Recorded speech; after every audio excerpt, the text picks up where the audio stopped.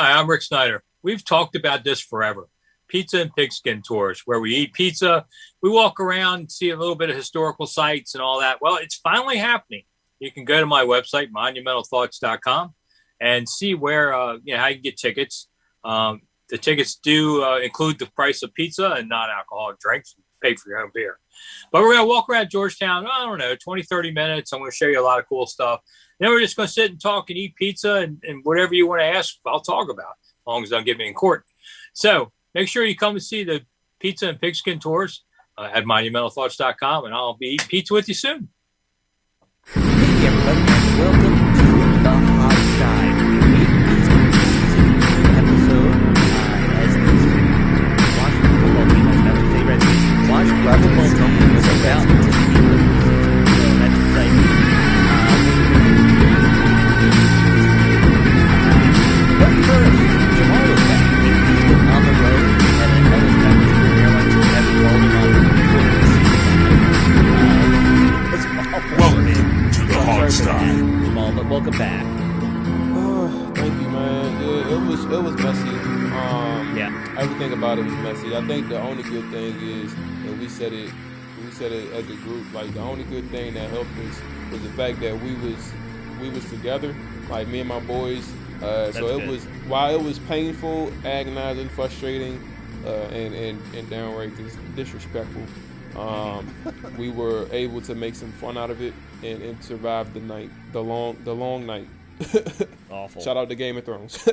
I used to think that Southwest Airlines was the bottom of the barrel. I've never flown Spirit, but I think No, Spirit's Southwest probably the is bottom. good now compared to Spirit. I always defaulted to Southwest. That's the crazy thing. But when I experienced like Delta and stuff through work, I realized that Southwest isn't the best out there, but it's still decent. But yeah, It's affordable is the big it's thing. Spirit, that was my second time flying Spirit. First time, my cousin, for my birthday, he flew me out to the Seattle Skins game in 2017, and we was out there, and I had no issues with Spirit, like smooth down and back, no delays, nothing. And so that I didn't pay for anything, so it's like I didn't experience what people talking about. I bought my tickets this time for Spirit, my first time officially flying with them, and oh my God, it was crazy. Disaster. It was crazy. The airport was packed, hundreds of people all in one terminal, all in one gate. Like I've never seen stuff like that. Hey, so since we're talking, travel stories, I came back from my trip between, since our last show, from my, driving back from New York back down to D.C., and I was wearing my Hogstye shirt, my T-shirt with our logo on it, and stopped in a Wawa in New Jersey, and some guy's like, hey, your skin's going to be good this year? I'm like, first, I appreciate that the shirt is designed well enough that somebody was able to figure out it was, about the Washington football team, the Redskins, whatever, which that was fun. But I'll say, in that New Jersey parking lot gas station, it was a Wawa, so, it's a gas station parking lot, sitting outside eating a sub, before we got back on the road. In 3 minutes, I saw three very New Jersey things. One, a teenage goth chick who's living in rural New Jersey, which feels very New Jersey. A really, really fat guy wearing just shorts running into the Wawa, like no shirt. It was that. So that also felt New Jersey. And then the thing that made us drive away, the lady who was smoking in the gas station, standing by the refueling tanks, smoking a cigarette. Yeah, that's not smart. I've never heard of Wawa, but that also. Oh, you've never heard of Wawa? Oh, No, you're in Texas. I forget. Yeah, they don't have that down here. But that sounds very New Jersey in and of itself. It's not as big as like a Buc-ee's, and Buc-ee's is a Houston thing, but it's similar where it's like it's a gas station that also sells like really good sandwiches and stuff like that. Have you ever heard of Sheetz, Steve? I have not. Oh, yeah, wow. These are all Northeast things, Jamal. Okay, yeah. Sheetz, Wawa, Royal Farms, yep, yeah. all that stuff around Royal here. Farms I've heard of. Yes. Okay, so Royal Farms is similar to Wawa and similar to Sheetz as well. Okay. Yeah. Okay, Buc-ee's is definitely a Texas thing. Buc-ee's builds these gas stations that are the size of strip malls. Yeah, they're insane. Jamal, Buc-ee's down and they're mostly in Houston and Dallas. Uh-huh. They are, Steve's not kidding, They're about the size of like going into like an old Walmart. Yeah, I'm where not they kidding sell at all. furniture. Yeah. They do all the food stuff that Wawa does, but then they also have like a retail section. That's They're insane. literally the size of strip malls. They're humongous. Yes. Yeah. Yeah, and they'll have like 50 gas pumps. I was gonna say stations, but it's 50 gas pumps or something like that. They're crazy. Yes, That sounds insane. A lot it of is, traffic and they for no make reason. great kolaches, which It's pretty much the most What Texas the thing hell that's is a ever been kolache? created. a kolache. It's you ever had a It's a pig in piece a of bread blanket? with sausage and cheese in it. Yeah, That's what it is. yeah. Oh. It's like donut So it's a dough cheesy with pig in a sausage blanket. and cheese. Kind of, yes. Kind of. Yes, it's a All fancy right. pig in the blanket, and I'd they're never heard of delicious. kolaches till I moved down here either. Jamal, don't feel bad. Yeah. Okay. All right, cool. Yes. I'm gonna just stick with pig in a blanket. Be all right. A cheesy pig in a blanket. Yes. Yeah. Very good. Well, Jamal, glad you're back. Steve, before we get into things, I know you said you have a roster update that you want to let people know about. You've updated our sheet on our website and all that fun stuff. Yeah, it's an everyday battle with the NFL and their stupid COVID-19 rules. But the bottom line is when people have been bouncing on and off the COVID-19 list, but we're down to just David Sharp and Curtis Samuel on that list. Everybody else has now been on and off of it, and so that means that we've got 86 active and practicing, plus David Bada would make 87 if again, I still maintain he's on the International Pathway Program, which means he doesn't count towards the roster. But the other thing, so that's that. The other thing is I got Jonathan Allen's contract details, finally found him. And so his cap hit actually went down this year to $7.1 million, which is good. Interesting. Yeah, and then I, of course, because I'm a genius, I was right. And what they did is they gave him a very small, relatively speaking, very small cap hit, $9.5 million in 2022, and then it jumps up dramatically to more than $21 million in 2023. They did the 2022 cap hit that small because they've got to get Deron Payne signed in 22. Right. That's the reason. And the other one is Logan Thomas. Got his contract details. Oh, and Allen is, if they really tried hard, they could cut him in 2022, but it would be expensive. Realistically, he's with us through the 2022 season. I mean, it's not impossible, but realistically. And then in terms of Logan Thomas, recall he's now signed through 2024. He had a 3-year contract extension. His cap hit this year is $4.1 million, and then it goes up to $6.1 million and then $8.4 million, and then down to 8 in 2024. So he's not a gigantic burden, and he's basically essentially cuttable at any time, basically. So that's so they could. He's not. It's Allen, the one they're married to for 2 seasons. Logan Thomas they could get rid of. So that's the roster update. I said it before. Even though this makes Thomas like a top 10 paid tight end, I feel like it's actually pretty good value overall when you look at it. Like for how productive he was last year, if he keeps up that production, that contract's going to look like a steal. He's not a huge burden financially. Yeah, I mean, for a starting player, I think it was a good move for sure. Yeah. And contractually. Yeah. Sure. You might all right, regret well, Allen in a couple years. We'll see. But before Dakota rudely interrupted me, I was gonna say, please go downstairs, lady. I was gonna say, yeah, I agree with the Logan thing. And when I looked at the numbers too in itself with Logan Thomas, it kind of told me like it was more so. They clearly believe in him, right? But it's also all right. Just in case we can't find anybody, we trust Logan type of style. So it's like we can rely on him, but we're still looking to upgrade. But this is enough money for him to be secure based on where he's at in his career, based on his age, based on what he performed with last year. But also the fact that if he can't, or if something happens this year where he's regressed, or it was just a 1-year type of deal with him, like they're not, like you said, like y'all both said, they're not committed to him. Yeah. And by the way, I've got us at about $13 million in free cap space, and this time I think I'm right. So I think that's about the number.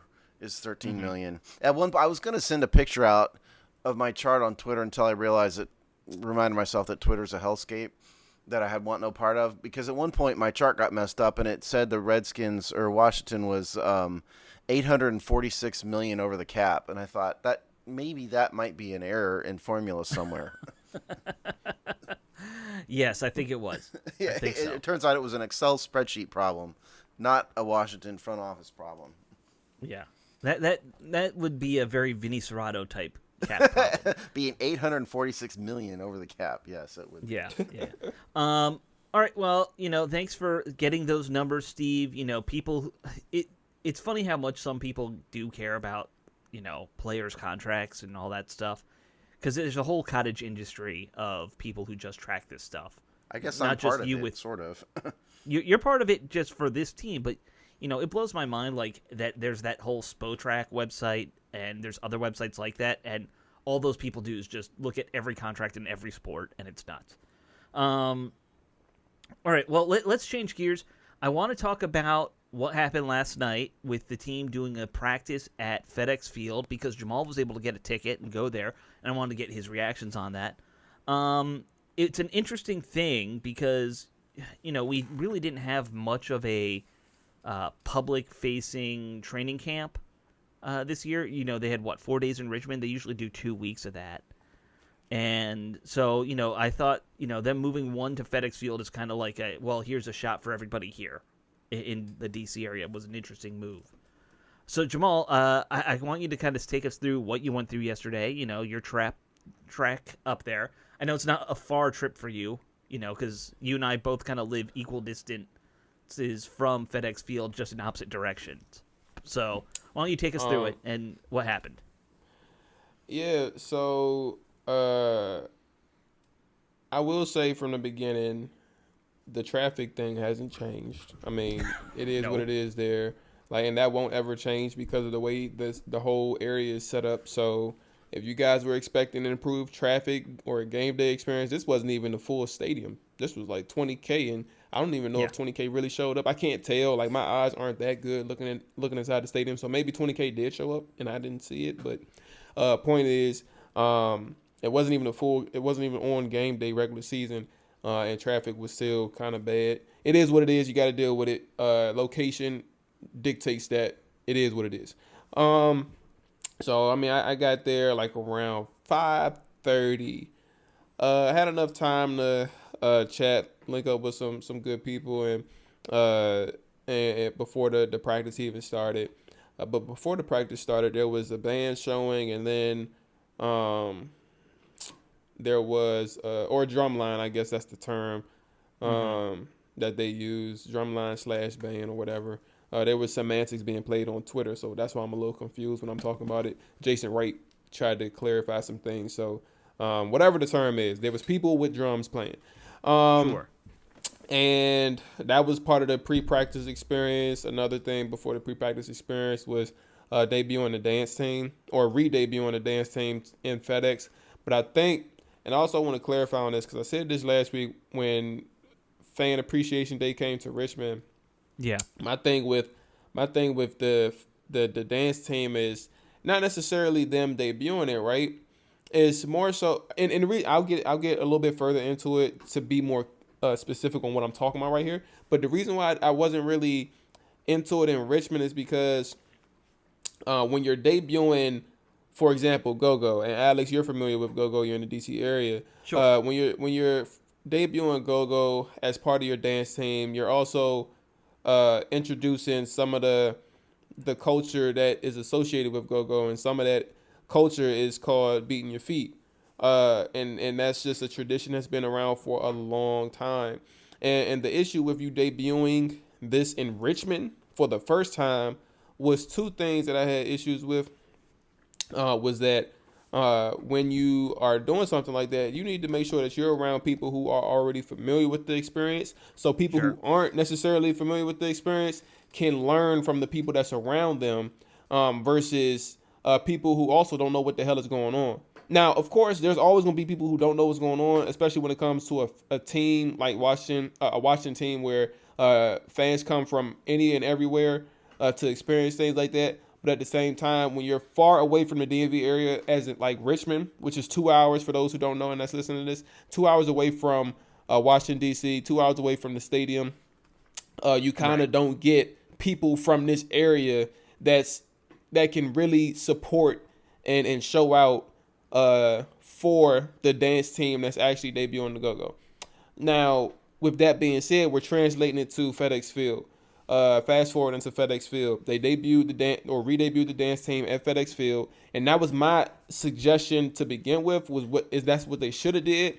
But then again, the issue here was they did it in FedEx Field when there was hardly any people in the stadium yet.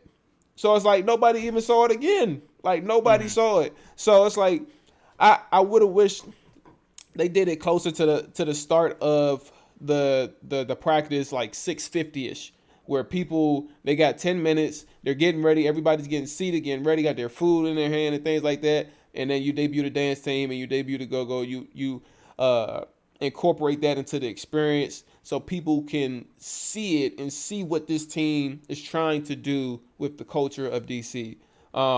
So while I'm describing the experience from yesterday, that's part of the thing that I had an issue with, or I would just say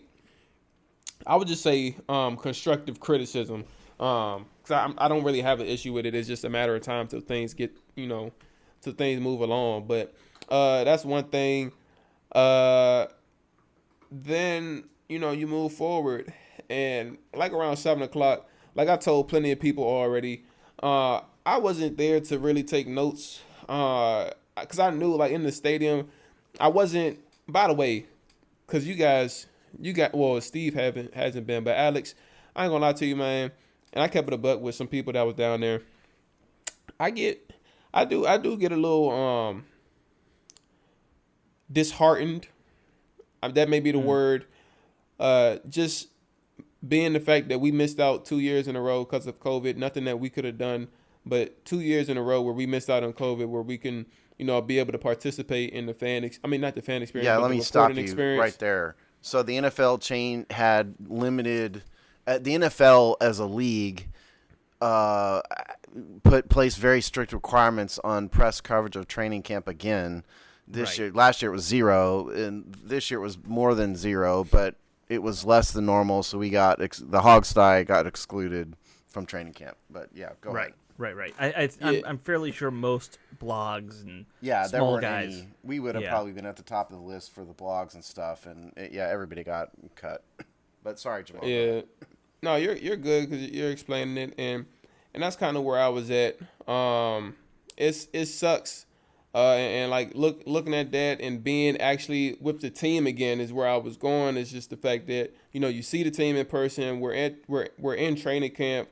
And then you can't really do, the hobby that you love. You just got to be there as a fan, and that's fine. But that's kind of where my mindset was. Like, if I'm gonna be here, I'm not really here to take notes. I'm gonna just be a fan, and just enjoy the environment. So with that being said, 7:00, you know what I'm saying? I got my boys around.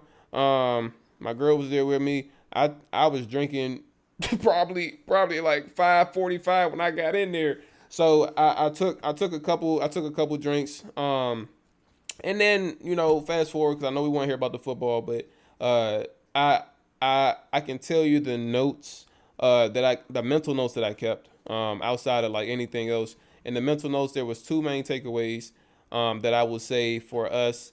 It was two things. De'Ami Brown, Terry McLaurin looked really good, and then defensively, Kendall Fuller. He didn't have that good of a practice, and that's, like I said, this is one outing, but so I can't. I mean, for what for everybody that's listening, when you take away the things that you heard over the past few days, in the past week, take that into account with today as well. So if it's just one bad practice for Kendall Fuller, let that be one bad practice for Kendall Fuller. If there was Terry and De'Ami, who's been playing well over the past couple of weeks or past week and some change, take this into account that it continued when the lights came on. And with that being said, like the offense kind of looked pretty smooth for the most part. Ryan Fitzpatrick was in rhythm from the jump. Like when they started the 11 on 11s, they was in rhythm from the jump. And I mean, they took a couple sacks here and there, and that's what you're going to get when you get this defensive line. They're going to pressure the quarterback, but Fitzpatrick was getting the ball out pretty quick. He knew where to go with it, and his receivers were making plays for him, and that includes, like I said, Diami and Terry. I think the issue with Kendall, now in 11-on-11s, he got beat a couple times down the sideline. Terry was the main culprit for one. I don't remember the other one. And then Diami was putting the moves on him in one-on-ones.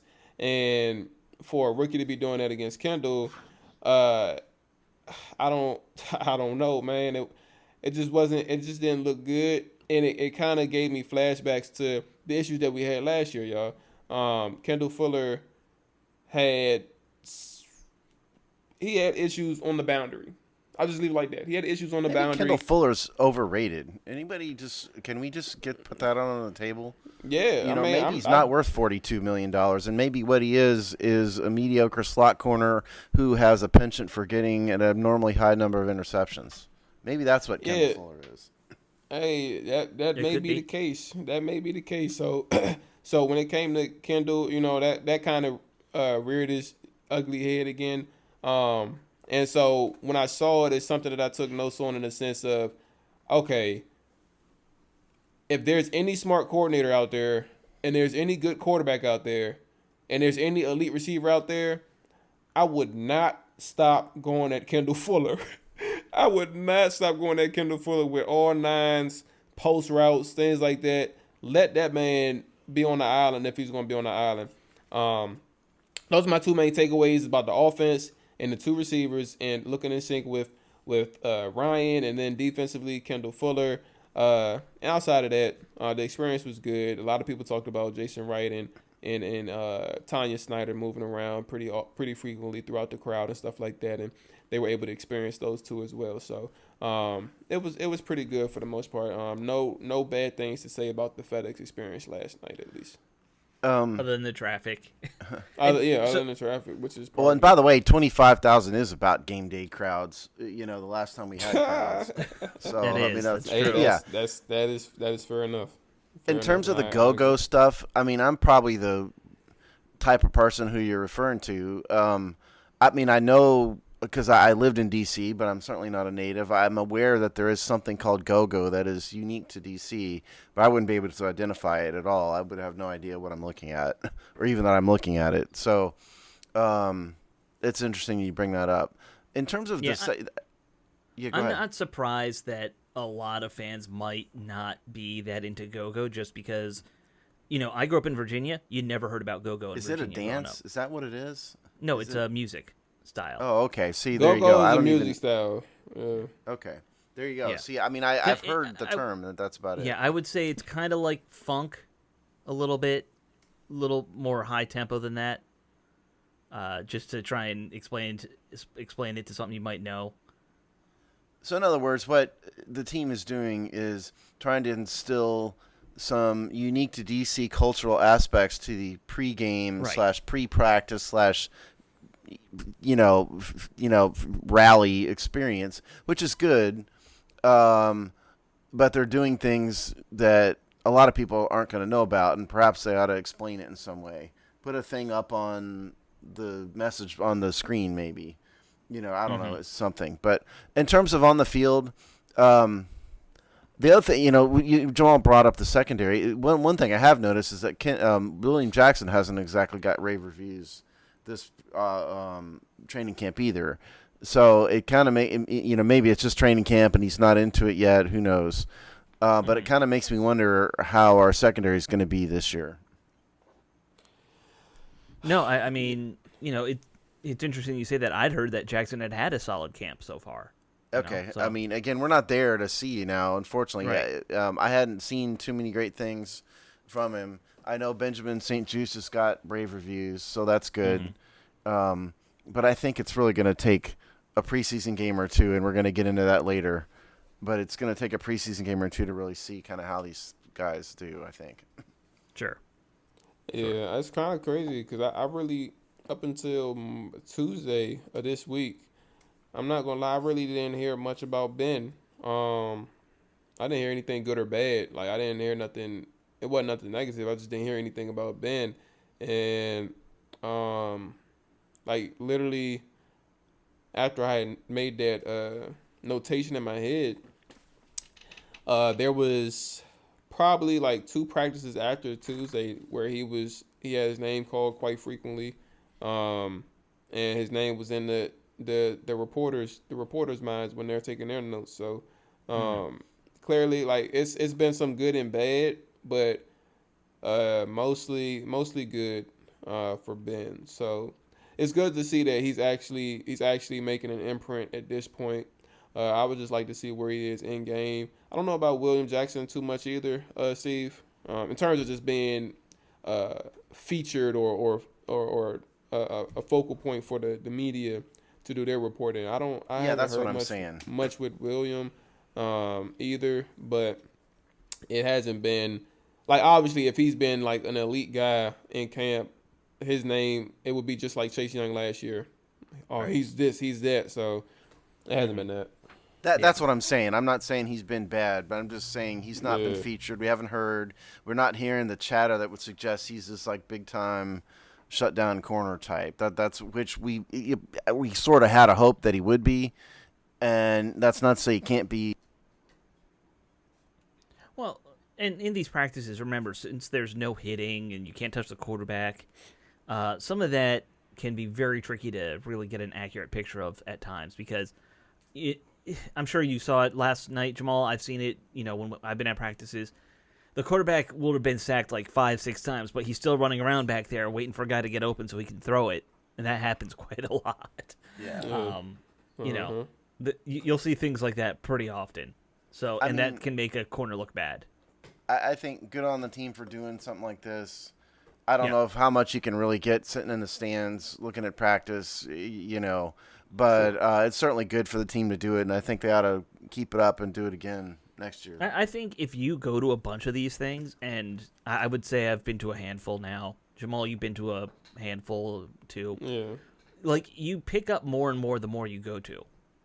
I there are things I probably didn't observe my first year or two that I can observe now when I watch teams practice. And I'm not, Clinton Portis, who notices little things. I heard an interview. Was it you who interviewed him, Jamal? You talked to Portis, right? Well, yeah. And he was talking about some like little details he was picking up on. You talking about at practices? Yeah.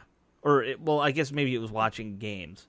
Well, it's not a surprise. I mean, but that was back in May. So if it was talking about training camp, then I haven't talked to him recently.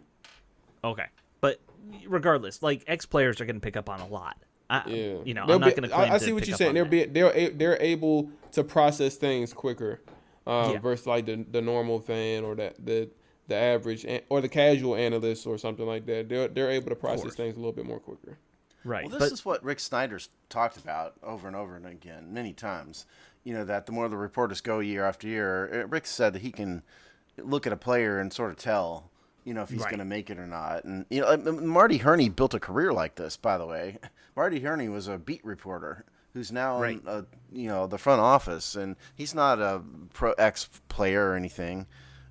So this is, obviously the more you go, the more you can look at, clearly. Well, how many, if you look at, the list of scouts in the NFL, a lot of them are not ex-players. Most of them, I would guess, are not ex-players. They're, they come to it from that I'm watching perspective. They're looking for almost all of them are ex-college players, though. Yeah. I meant NFL, though. Like, but there's most a of them, huge difference between us and sure Division I college players. Sure. Well, Jamal, so overall you had a good time out there? Yeah, for sure. You were hanging with the hog farmers and all them, I think, right? I was around them. I ended up, who was it? Rio. I know, Steve, you don't know these guys because you done permanently disappeared from Twitter. But Rio, Keith, sure, Jalen, couple other people in the Washington fan side of the media. Sure, I met up a couple of them, but and my boy Dre. So Yeah, I met up with some other people, but yeah, overall, good time. And after the practice, Ron spoke with the fans. I ain't gonna lie to you, it was hard to hear. So I don't know what he was saying. The Washington football team, they recorded his speech, but in real Right. time, I didn't know what he was saying. And then they had a fireworks show afterwards in the stadium. So that was unique. I've never seen it before, at least in FedEx. So it was pretty good to see. Interesting. Yeah. There is that little circle now that's developed, and we're part of it kind of by default of these. We're kind of fans. We all have podcasts or, try and do news coverage and write things. We're kind of like daywalkers. We're still fans, but we're also trying to be media. Yeah. We're in that circle by default. Yeah, well, I'm saying, I get it. I ain't taking no. He said, "Moving on." I ain't taking no shots at nobody, but we kind of we're OGs. In that space, it is what it is. But if so I guess we keep it pushing. We're in there by default. We kind of do our thing, keep it pushing. Sure. Like you said, we're OGs in that world. All right, guys. So one thing I want to change gears and talk about here was Chase Young was on The Shop on HBO. Jamal, I think you were planning on watching it at Yes, some point, I do. but you haven't yet. Yes, correct. I just didn't know it was out. But yes, you're right. Yeah. Well, it's like everything on HBO. I have no idea when anything comes out now because it's all on demand. So why would I worry about that? So well, HBO. Thanks to HBO for sending us a press release on it. So we appreciate it. We did send it out. It debuted on the 31st of July, I believe it was. For those of you wondering, yeah. Yeah, so I watched it. Nothing spectacular, honestly, there. First off, The Shop has too many people on, so you don't really get anything in depth from any one person being interviewed. I think they have like 8 people sitting around talking, so it's just too much. But I will say there were 2 tidbits that came away with Chase Young. One, his highlight last year was going head-to-head against Trent Williams, apparently, which I don't know if he's ever said that publicly, but that's a kind of interesting, moment that he felt like that was like his coming out game. Not only did he play well, but he's going against a guy he grew up watching and who's a legendary left tackle. So that was an interesting thing. And he was kind of against this whole name, image, likeness thing in college football because he thought that it, for him, it would make the game worse to be trying to profit in college. So that was interesting. We've talked a lot about that on It's Just Business. Sure. And certainly I don't really want to have a huge discussion about it here, but I mean, there's certainly an argument that it's going to ruin sort of the college football part of college football. I didn't see The Shop, so I didn't see this episode. I don't really have any comment on it. I try to avoid all things LeBron James. I just don't like the guy, and that's one of his deals, so I haven't seen it. But it's an interesting comment that the highlight for Chase was Trent Williams. That's interesting. I hadn't heard that before. Yeah, well, but think about it. He grew up here. He's, 23, so his whole childhood football career watching the Redskins, Trent Williams was the superstar left tackle. Trent Williams is to Chase Young as Joe Jacoby is to me. Yes, exactly. Or Chris Samuels would be to me and Jamal, probably. Right. Yeah. So, we've talked about that before. We've always had good left tackles here in D.C. For the last 30 years or 40 years now. Yeah, so anyway, it's worth checking out, but like you're going to watch a half-hour show for maybe 2 minutes of Chase Young talking if you want to watch it. Maybe I could fast forward to that part. Yeah, well, and that's the problem. It jumps around, so you can't even fast forward. I think I'll have to take your word for it, Alex. Then. Yeah. Okay, so we're already halfway through the show. Let's talk some football preseason. That's exciting, right? Absolutely. That's why we're here. After all, football. So we had the Hall of Fame game on Thursday. I actually somehow was able to sit and watch the whole thing. Usually, it's the Cowboys and Steelers. I don't care about these teams. I'll turn it off after a quarter. But, nothing else was going on, so I just watched the whole thing. One, Dwayne Haskins looked terrible. If you were a Haskins fan and you watch that and you think he looked good, you don't know what good football looks like. He was, throwing off his back foot the whole game. He was just sloppy. The other thing that I'll mention that I thought was funny, and Steve probably didn't see this, he would have liked it. Jason Wright got in an argument with Mike Florio on Twitter about preseason football. Anytime anybody argues with Jason or with Mike Florio, it's always a good thing. And Mike Florio will no doubt came up on the bottom end of it. No, I haven't seen that. But yeah. So I'm happy to see Florio that or happened. whoever's really running that Twitter, I'm going to pretend it's Florio. He said this is a stupid game and a waste of time, that kind of thing, because he hates preseason football. And Jason Wright comes out and is like, as a player, preseason mattered. Like, that's how I got a job, that kind of reaction. And of course, Jason Wright's on the right side of it. Preseason does matter. Even if you don't want to watch it, don't watch it. Florio's just an obnoxious ass. There's no two ways about it. In terms of Dwayne Haskins, I did watch most of this game. I didn't see the end of it, but he didn't look good. But remember, neither did Mason Rudolph, actually. And I know it's all in vogue to hate Dwayne Haskins and everything. If you're a Washington fan, I know most of you do, and that's fine. It doesn't matter to me. But the Steelers and Mike Tomlin have said good things and continue to say good things about Haskins. And I think there's a legitimate battle going on in Pittsburgh for the number 2 slot because, again, Mason Rudolph didn't look good, had the same problems, didn't look good either. And so I think, depending on how these players do, you might end up seeing Dwayne Haskins as the backup to Big Ben. And when Big Ben gets hurt this year, it's not beyond the realm of possible that in turn, Haskins comes in and plays for him, and we will see if he has grown at all since he's been here. He's in a much better organization. Washington could write a book on how to ruin a quarterback. I mean, Washington was at fault too, not just Dwayne. So we'll see what happens when they have a better coach, and a better organization, what happens to him. So I wish him no ill will, So, I mean, best of luck to the kid. Get a new fiance, though. My God. I think one of the things that gets in the way with Haskins is people like Ryan Clark. And this isn't a direct or personal shot at Ryan Clark.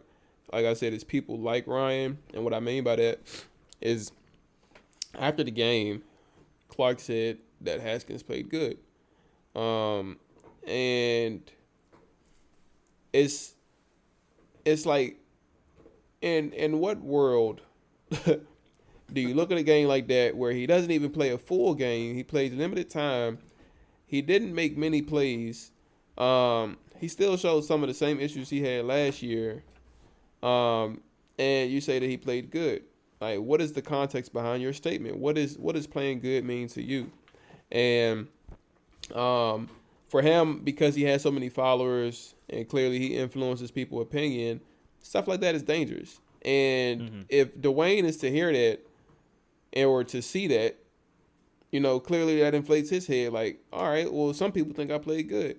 It's not to say that you should go out there and say he played bad. It's just the fact that if he really didn't play good, you shouldn't say anything at all. Like, you don't have to just go out there and lie and give him a nod. You know what I'm saying? So my point of saying that is, Dwayne wasn't special what's today? Saturday. He wasn't special Thursday. He didn't play poorly. He didn't play anything other than mediocre. So there's no reason for you to go out there and say that online and lie to people. Like, there was no reason for you to go out there unless Dwayne paid you to make that tweet. If he paid you to make that tweet, understandable. But there's you got to be better. And you lose credibility when you say stuff like that, just for the sake of looking out for somebody.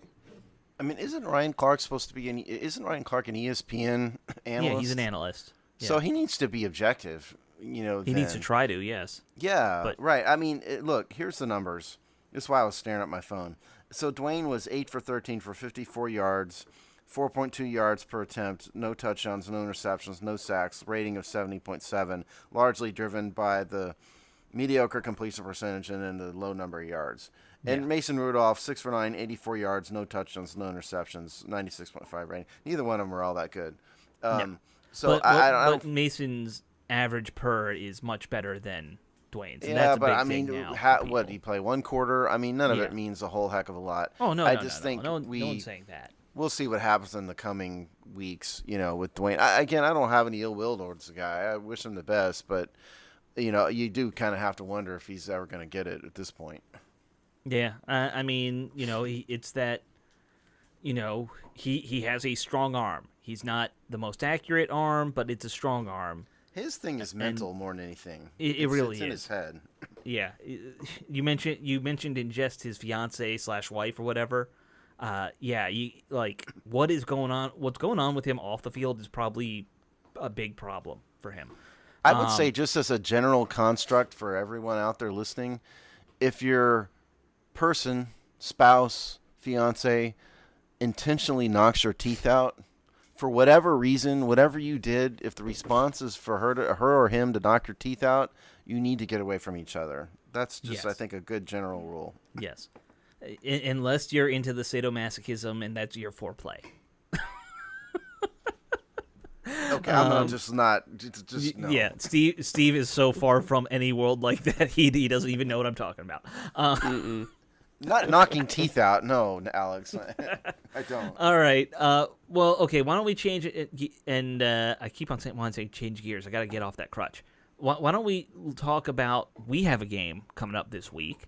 For our fans or people, if you've listened a long time, we'll usually go to 2 shows during the season. We stopped doing that in the in the preseason. It was too much headache. Yeah, we're not doing a half-hour preview of a preseason game. So we're just going to talk about it for a little bit here. To do this for 17 weeks in a row. So it is. It's not worth it to do it for the preseason. It is very much a grind. All right, so let's talk game preview. Washington is going to take on, I want to say New England? Let's say New England. Yes. Which I feel like we play them a lot in preseason for some reason. We do, and the reason is that the teams set up their own preseason schedules, and teams tend to pick teams that are geographically near, so we don't have to travel to like Seattle, and so that's the reason. New England's kind of up the road, relatively speaking. They're in the AFC, so we don't play them every much. game, right? We don't play the AFC AFC East but every 4 years. So that there's a reason why we play New England a lot in the preseason. I didn't know teams still set up their own preseason schedule. It's not like an NFL master, master thing. I mean, I'm sure the NFL approves it, don't get me wrong, but it's not done. The schedule for the preseason is not done by the NFL in the same way the regular season is. I'm sure the NFL has to at least say you can't play the same team 3 times and just call. Yeah, of course. I mean, it's not totally on their own, but point is it's not done in the same way the regular season schedule is. Got it. So that's interesting. I didn't know that was still a thing. All right, so we're playing the Pats. I'm gonna guess right off the bat we're not gonna see any starters here, right? I think that the starters need to play a full quarter. You think you're you probably go right. Old school here. I'm saying what I think should happen, not what I think will happen. What I think should happen is the starters. There's only 3 preseason games. They're probably not going to play much in the third one. When are they going to play? So I think they need to line everybody up for the first quarter of this game, just to get them some game experience. And this offense hadn't played together. Ryan Fitzpatrick's totally new. Curtis Samuel, if he's active, which he's not yet, but if he is, he needs to get integrated into things. De'Ami Brown's a rookie. The tackle situation's crazy. I think these guys need to play. So I'm hoping against hope, and I'm probably going to be wrong, but I'm hoping that the team puts the starters out for a full quarter. It is an interesting. I hadn't put it in my little notes of directions we should talk about this, but this is the first year of a 3-game preseason, and playing time is going to change dramatically versus what we saw with the 4-game system. It used to always be really old school. Yeah, everyone got a quarter in the first game, but that kind of went away the last few years. But now going down to 2. Game 2 is going to be your dress rehearsal, right? You're never going to have your dress rehearsal be that last game, right? In preseason because of injuries and stuff. Yeah, exactly. Everyone will rest their starters in that last week. But yeah, what they do this game is really kind of where the wild card is. I think a lot of teams might take different approaches. We know guys like Sean McVay basically don't play starters ever anymore, even in that dress rehearsal now. But I think Washington has to do it. Yeah, They just need to have these guys play. I think it wouldn't hurt, and Ron Rivera's old school enough where he might take that approach. What do you think, Jamal? What would you do if you're the coach? You playing starters? I think that yes, I'm definitely playing starters. The length of time is that for the first game is definitely not. It's definitely not anything more than a quarter. The thing that's kind of been boggling my mind since we had this 3-game thing come out is just like, when is that test run, regular season test run? Like, when is it the perfect time? And my guess may be that second preseason game. Mm-hmm. That may be it, or it may be the third, because you have a week off. You have a full week off. But my guess, I lean 90% it being the second game. So the first one may be like a quarter of starters playing. And that's kind of it. I'm not going to do like the preseason. I mean, excuse me, the Hall of Fame game. You can see there's a reason why the starters didn't play much. They probably had like 3 series or something like that. Maybe 3 series max. Definitely 2 series, and leave it at that. But for the official start of preseason, probably a quarter. I'm definitely playing my starters. I mean, I tend to lean towards that direction too, that you guys are, where I want to see some of these starters. I could see a situation where maybe you say, and we don't really even have a guy like, if you had like a real veteran, this guy's been in the league 15 years and knows your system, sure, let him sit. But the veteran guys we haven't been here that long. So, Fitzpatrick, he's 39 and this is his first year, so I wouldn't even want to bench him. I think that's a good point that, he needs to get used to these guys. I don't know about a full quarter, Steve, but I would at least want to see 15 plays. 15 plays, 3 drives, whichever comes first kind of thing. That would probably be a quarter. I mean, yeah. I mean, call it whatever you want. They need to play. That's the point. Sure.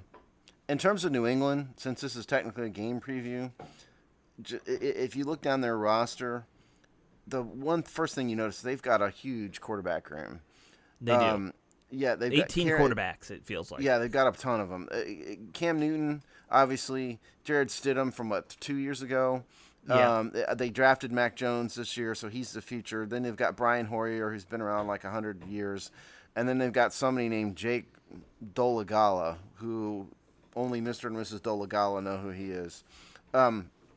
So the really, the interesting thing to watch out for is if Mac Jones gets on the field. That's who everybody's going to be curious about. That's probably why this game, I believe this game, I might be wrong. I think this game is on NFL Network.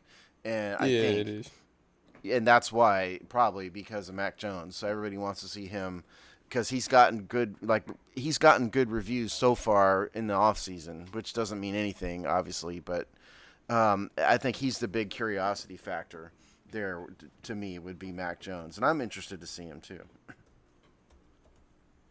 In terms of other, roster, things, what I'd like to see out in New England is N'Keal Harry. Can he play? Can he not play? Physically, yes. He didn't exactly have a good season last year, but on the other hand, the quarterbacking was horrible, in New England. Cam Newton's washed up, So I think I'm watching for him. Other than that, I mean, to me, there's not a whole heck of a lot exciting about this New England roster other than what I just mentioned. Yeah. The quarterbacks are always the focus, right? Yeah, but with New England, they have receiver issues. They had a receiver issue, excuse me. So I'm kind of, for me, just being a fan of the NFL, I'm not necessarily worried about what Washington will do or won't do against New England when I say this, but I want to see how their receivers are looking generally. Obviously they got Nelson Aguilar, and they got a couple tight ends that they signed as well, Hunter Henry and the guy from Tennessee. I forgot his name already or right now, but they got a couple good people that they brought in to help out their quarterbacks in Cam Newton, who's probably going to end up being the starter. I think that, just speaking again, we're talking about the NFL, I think that Cam Newton and that company is in a situation where they need to rely on those those tight ends and those receivers. So if somebody can't step up, they can't create separation. They're failing to make plays for them. Then that's an issue. Are you But I talking also want about to see Jonnu Smith? Is that the tight end Jonnu you're Smith. talking Yes, about? correct. Yep. Yeah. Jonnu Smith. But as it relates to Washington, how will again, we're probably going to, if we see him for a quarter, that's good enough. But my question for Washington is how are they going to be able to defend two tight ends that are really good, but also Nelson Aguilar, who, as far as we know, as of Saturday, August 7th, should be playing. Things may change closer to game time since it's preseason. But how are they defending these guys just from a schematical standpoint and being able to actually understand their assignments and check these guys? So.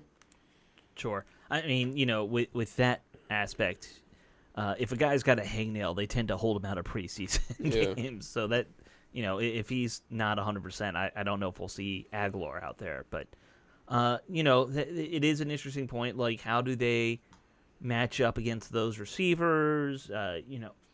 I wonder if we'll see them try to do too much. Usually they keep preseason fairly vanilla. It's more about can you get the hits in, that kind of thing. Just knock off some rust. But because, like when we get to the season, I want to see them, do things like match Juice up against, the big man on the other side all the time. But I don't know if you even want to go that far in a preseason game.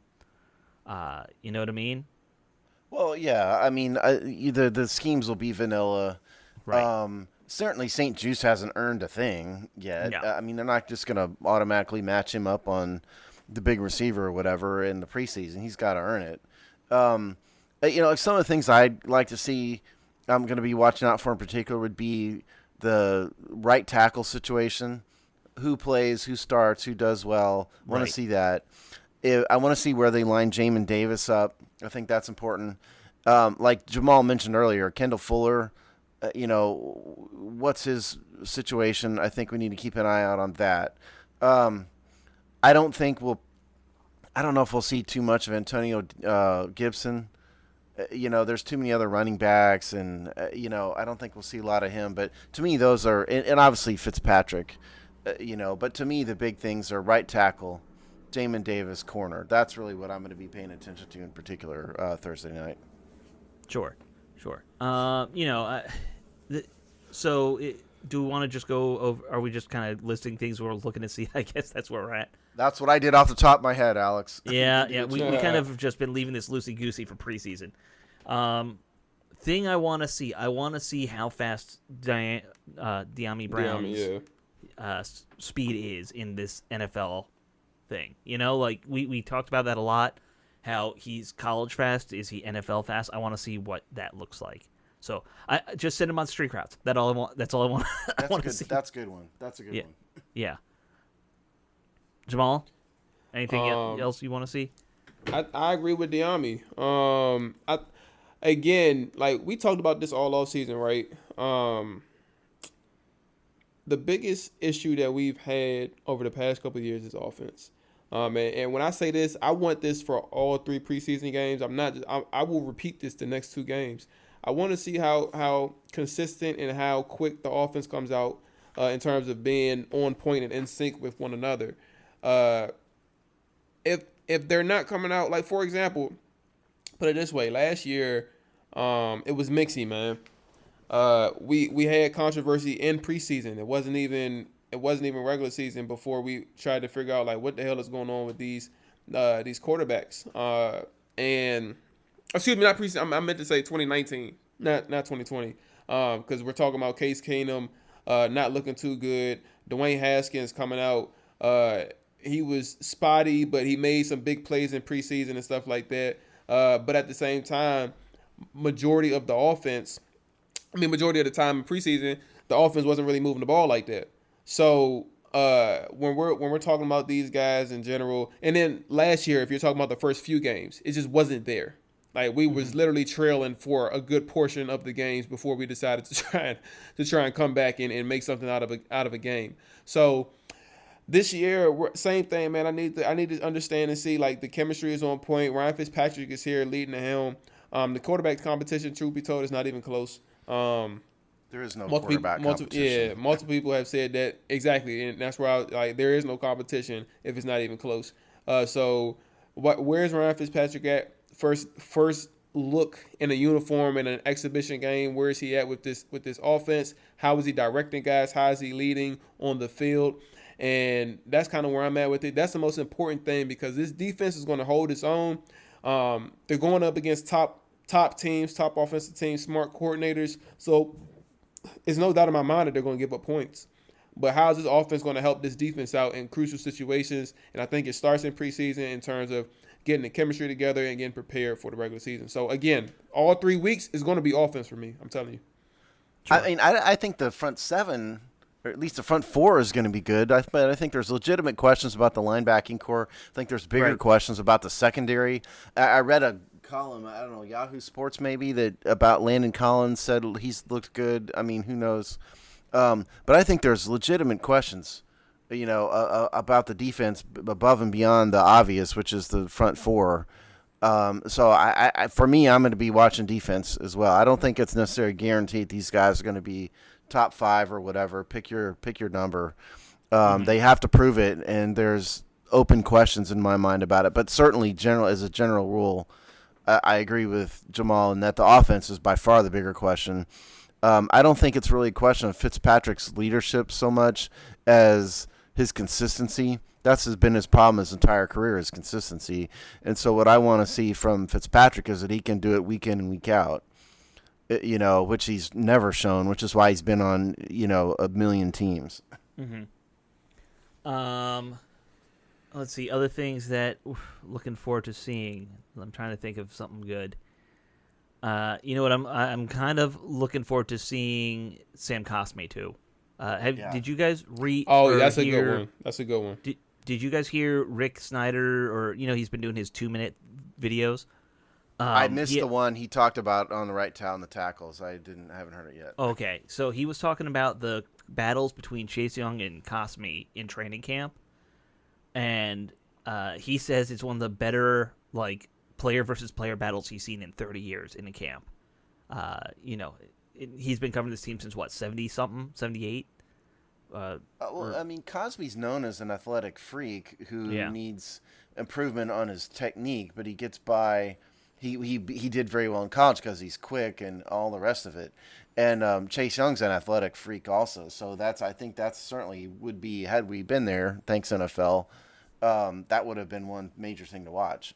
Yeah, I mean, it sounds like obviously Young's winning most of the fights because why wouldn't he? He's Chase Young. But Rick says he's a rookie, and he says the intensity between them is palpable, so that's cool. That's the other thing I'll be watching man. For. I think the thing too, because I agree with you, Alex. The thing too that people have talked about with Cosme is that he'll learn from the best and things like that. But if you pay attention to what Ron is saying, while I think that's true as well, Ron isn't committed on Cosme yet in terms of his potential to be a starter for this year, immediately starting. And it's very vague in how he speaks of Sam, but he's more so pushing towards he has to see more. Sure. He's not speaking negatively on him in the pressures. Obviously, he's speaking to the fact that he's learning from Sweat and Young, but he's not committed on him. And it kind of shows a similar storyline to how he didn't commit on Dwayne Haskins last year until he committed on Dwayne Haskins. He wasn't necessarily there, and he still was hesitant when he committed on Dwayne Haskins last year. He still had reservations. And that's what this reminds me of. Again, this is a different position too, but at the same time, just pay attention to how he's speaking about Cosme and the pressures, because clearly there's some underlying things there that he's like, I'm not so sold on him just yet. But I'm not going to say he's bad. I'm not going to say he's performing terribly. I'm just going to say that we need to see a little bit more. He needs to pick up on some flaws that he has, improve upon them. Excuse me. Well, and listen, in terms of other things I'm going to watch for, Chase Young needs to take a step forward too. Okay, Montez Sweat was the more productive player from a statistical perspective last year. And we all hope that Chase can become like the next Julius Peppers type guy. I think that's the best comp for him is Julius Peppers. Sure. But he needs to take a step forward too. It's not guaranteed that this man is going to be a perennial All-Pro. He needs to progress, and he needs to get to the point where he's getting 12, 13 sacks a year. So we need to see him take a step forward to become what we all hope and think and hope he will be. So I think he's another guy, maybe not in preseason, but early in the regular season, I think he's going to be somebody to watch out for to see if that is in fact happening. Absolutely. Anyone got anything else they're really Yes. looking forward to? Well, no. I mean, I was going to mention Kirk Cousins' craziness before I forgot about it. Oh. If I don't want to have a Kirk Cousins is an anti-vaxxer, which is fine. I don't care. The funny part about it was he was talking about building a plexiglass wall in the quarterback room that he can sit in, which I think is just the most Kirk Cousins thing I've ever heard. Yeah, ever. I thought before I crazy. read it. I mean, no, before I saw the video, I thought he was joking, and then I saw the video, and he's not dead. joking. He was No. dead serious, and that is kind of incredible. And people asked him, "Well, why don't you just get the vaccine?" And he said, "Well, that's a personal choice." Well, how the hell are they going to build a plexiglass for you, and you could just get the vaccine? Well, I mean, he's got some religious objection or whatever to vaccines, and I'm not going to criticize that. But there's a better answer than literally walling yourself off from your teammates. That's just That's insane. And the other thing I wanted to say here is, we are taking steps to crack down on our comment section to eliminate the toxicity and the jibber jabber about politics and stuff that gets people riled up. I know we have gotten several emails from people who say they want to participate, but they get really turned off by the level of toxicity there. And so we're cleaning it up. And just remember that our comment section is composed mostly of people who've been together for, in some cases, 15 years. And so they talk to each other in a way that strangers don't. And that's part of it there. And some of the people are just idiots, like I've said before, and you know who you are. But point is, we're about me. No, I'm not talking about Alex. I wouldn't be doing this show if Alex was an idiot. But anyway, point is, please, if you thought about commenting, try it out again, because I'm making an effort to police that thing personally and getting rid of all the nasty comments. So give us another shot if you were thinking about becoming a comment section person. Yeah, I think that's fair. We've had a lot of internal debates, you and I, especially Steve, about what the threshold needs to be, and I don't think we've never had. You and I don't see eye to eye on it, which is fine, in some respects, but yeah, it gets out of hand out there sometimes. So last thing I want to mention, just about this game, I will say it's funny to me. I always forget that my family grew up with Jared Stidham's, or like my aunt and cousin grew up best friends with his father-in-law now, so they were at his wedding. That's very weird to me. I didn't know that. Yeah. They were childhood friends, and he's the CEO of the 76ers now. Jared Stidham's father is the CEO of the 76ers? Father-in-law, yes. Father-in-law. Yeah. Interesting. He was also the CEO of the Houston Rockets back in the day when they had Yao Ming. So my uncle has a photo of him with Yao Ming at the wedding, and he's a short Jewish dude with Yao Ming. So I've stood next to Yao Ming with my kid, and my kid was looking at his knees, and so I had to pick him up and physically turn I don't know, he was maybe 8 then, and say, look up, because Yao Ming is so big. Yeah. I just thought that'd be a funny little, Yao Ming with like a 5'8" Jewish dude is kind of funny to look at in a picture. I've never seen Yao Ming head may not even be in the larger than picture. Yao Ming. Maybe that's how his cardboard cutout should be. They don't even put a head on it for Yao Ming. Yeah, his head ain't gonna be in the picture with that one. What amazed me about Yao Ming wasn't his height. chest. I was ready for that. Sure. He is so broad. Right. Just unbelievable. He's not a stick at all. He's a big dude. Yes. He's just a And giant physically human. imposing. Yes. So anyway, well, that wraps up this episode. I don't know about you guys. I'm kind of excited about preseason finally being here. We'll have something to talk about next week. Cause Absolutely. this month before preseason is always the hardest. It's either that or keep doing position group breakdowns. Yep, and I'd rather talk about a play I saw. So, all right, guys, we will talk to you next week after the game. That'll be exciting. And see you then. Bye.